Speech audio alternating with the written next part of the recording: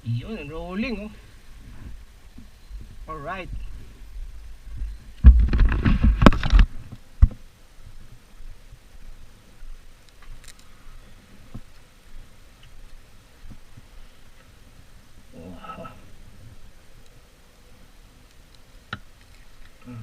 Pucha, maingay ito.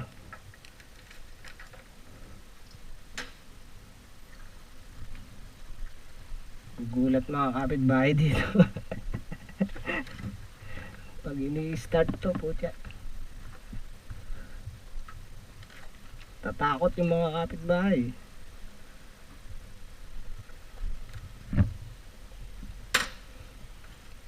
Walk around muna tayo.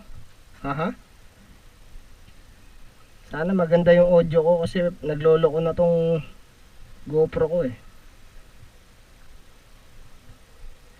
Exhaust nga pala nito, Brox Performance. Shoutout. Ewan ko kung saan galing yan. I-research ko pa.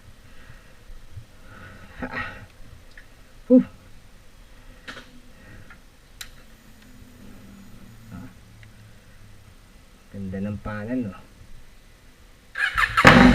Yun, no?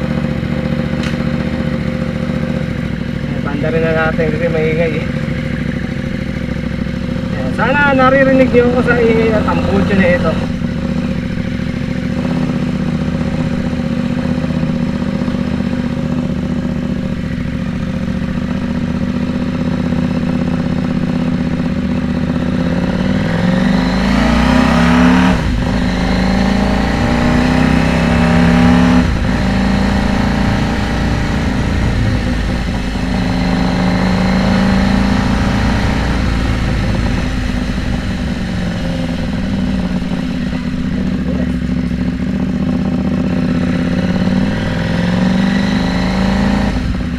Lakas ng tambucho.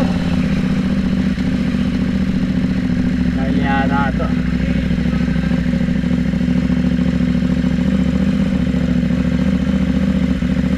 Tropa nga ito.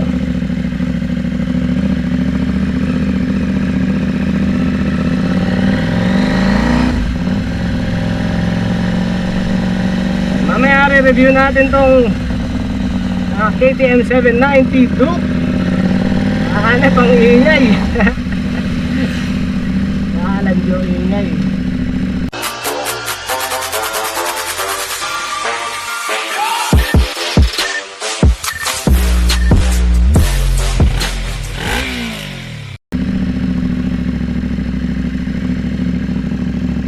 Umpisa natin sa umpisa, ano, yung pag-start. Yung pag-start, doon ako natuwa eh. Pag i-start mo, may naputok sa likod eh. Puputok yung tambucho eh.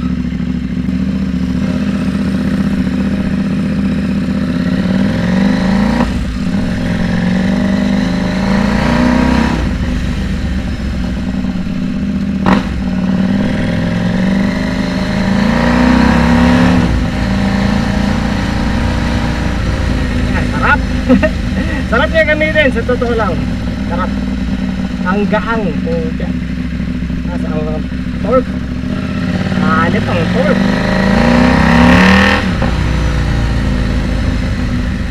Naka straight mode nga pala ako. Ito. Straight.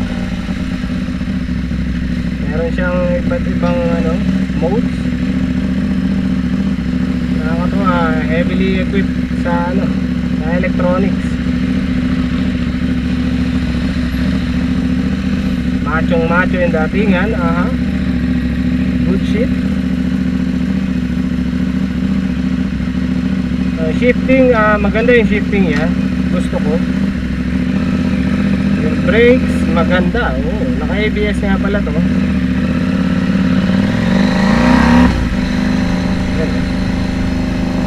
Nakaputok sa tambucho pagka ano, pag mag-shift.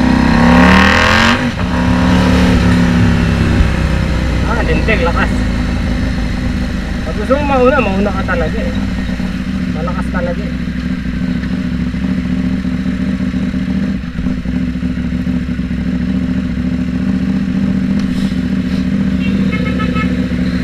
Fuel consumption nito nung ginamit ko kahapon 20.2.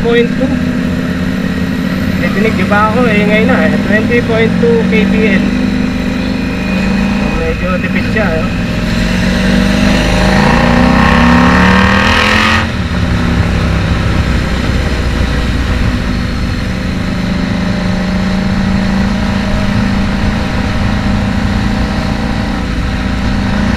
Nagka-abnormal na motor ko.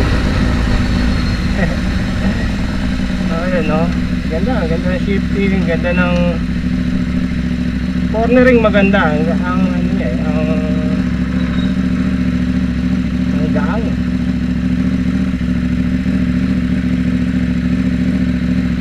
Ang botyo lang maingay.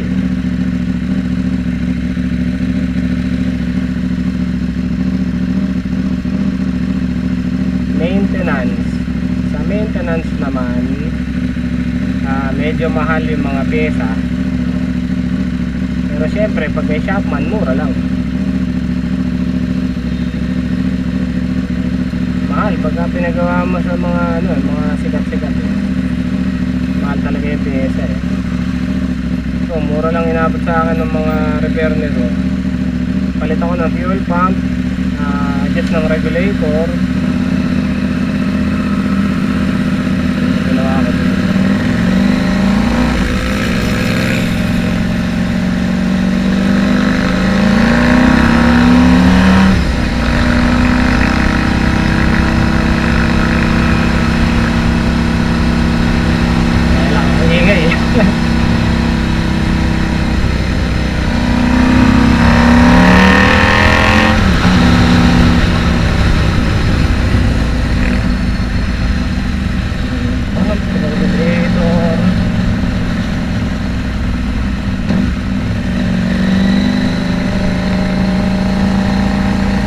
Vacuum hose.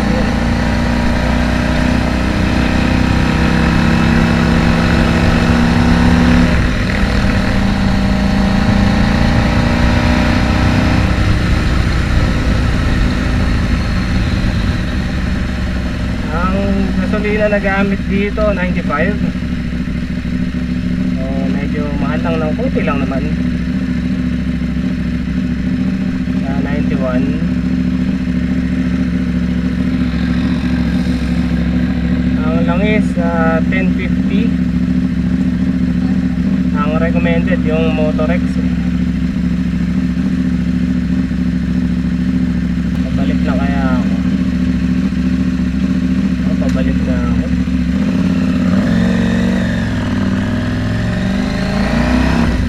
Dahil motor eh, naiilang ako, baka ma-intimidate, sobrang ingay na tambuso. Iba ma-trigger.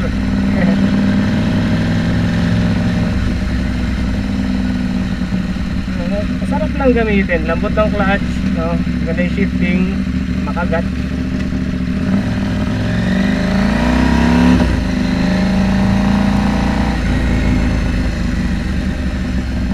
Malambot masyado yung turn signal selector switch. Sobrang lambot.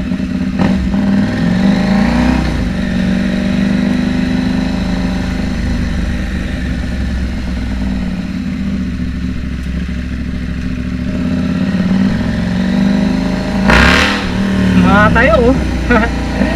Tangin na yan. Naka-straight yan ha. Naka-straight. Hihiwala yung gulong sa sahig ang po dyan. Ano?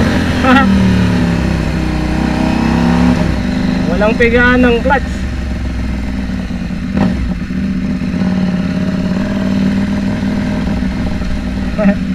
Alib na yan. Ang taas nung tinataas mo. Gusto ko to. Alib na yan.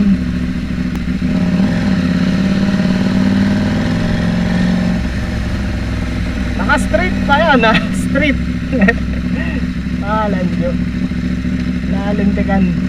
Sarap, ang ganda.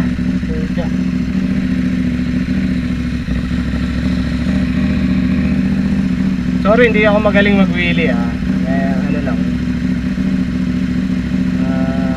tinatry ko lang na ipaangat.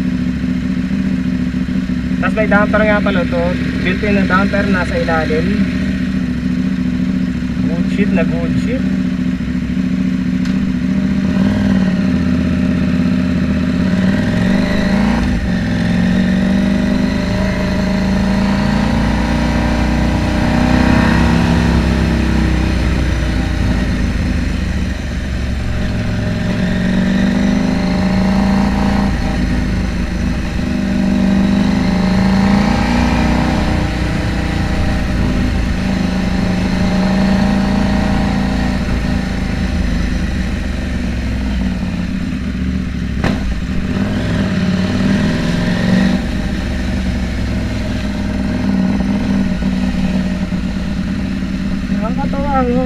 Ano mo lang talaga bibirain mo lang yung accelerator. Huwag ka natayo talaga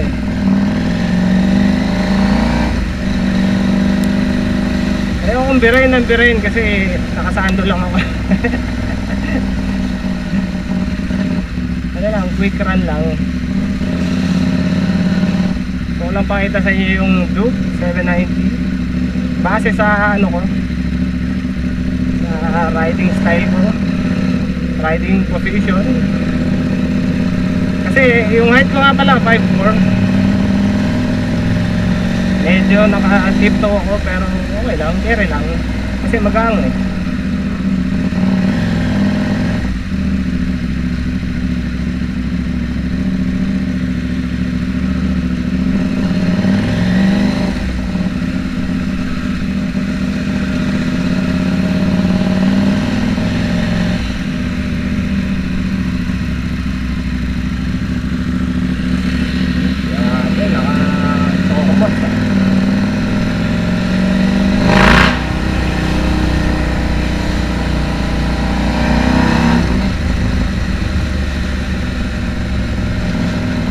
Ating ko sana kaso may mga tao.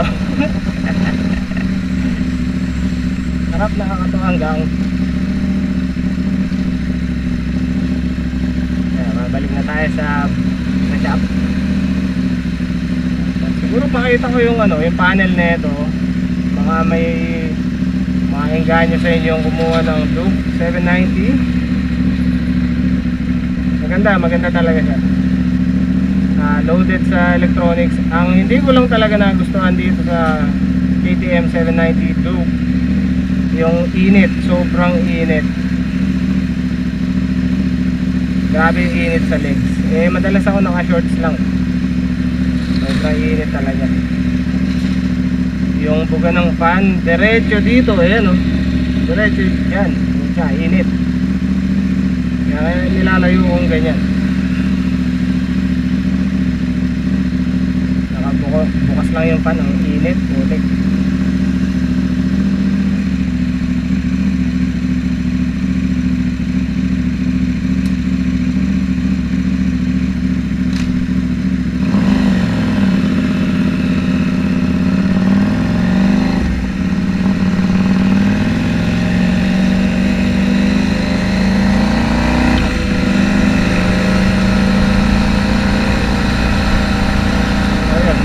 Konting lang, nakita ko lang yung si Duke 790 sa city. City riding na midnight, no?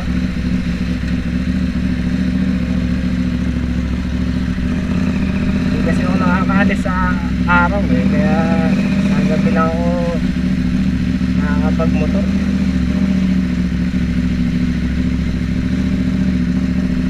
Sarap, putik. Sarap talaga.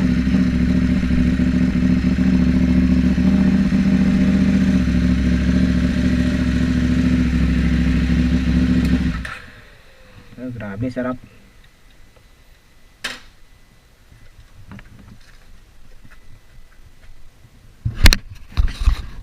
Good chip. Sarap nito. Promise. So, ito, ayan, maigi, madilim. Kahit ako lang yung modes. Sorry, natatakpan na itong nilagay ko.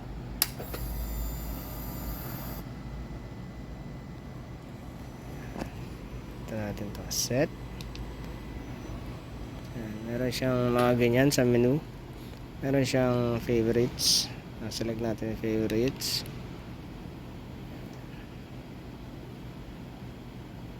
Trip 178 kilometers. Check natin yung ayun, fuel consumption ko 20.2 kilometers per liter. Good shit, no? General info. Sa 14,000 na yung ano, 14,517. Settings, may Bluetooth, units. Yan, pwede mo piliin kung kilometers ba or miles. Temperature, degree Celsius or Fahrenheit. Consumption, per liter, liters per 100 kilometers. Yan, nandiyan naman yan. Nakatawa, ang daming pindutin. Language, no? Kung ano yung language na prefer mo. Clock date, DRL, nakaon lang. Quick selector, favorites. Ayoko mo nang galawin yan. Service, ako na nag-set na ito. 4,000 kilometers. Bale 3,900 na lang. Extra functions, may anti-wheelie mode. Bakit ganun? Launch control, spin adjuster, throttle response, quick shift. Ito hindi pa ito alam eh. DRL tsaka MSR. Saan ako natitingnan yan? Ride mode, meron kang sport, street, rain, tsaka track. Stick lang tayo sa street. Ayan, pwede mo i-off yung ABS, ano? Pwede ba yan? Hindi ko alam eh.